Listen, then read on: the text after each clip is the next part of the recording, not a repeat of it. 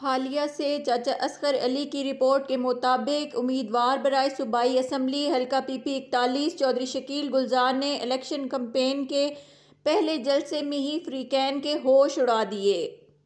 फालिया मोहल्ला मुगलपुरा के जलसे में फालिया की अवाम ने साबित कर दिया कि वो शकील गुलजार को ही अपना लीडर मानते हैं।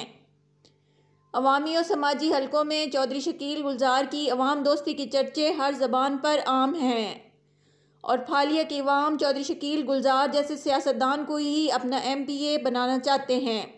इस मौके पर उम्मीदवार बराए सूबाई असम्बली हल्का PP 41 ने मीडिया से गुफ्तगू में कहा कि मैंने अपनी इलेक्शन कैंपेन का पहला जलसा मोहल्ला मुगलपुरा फालिया में किया।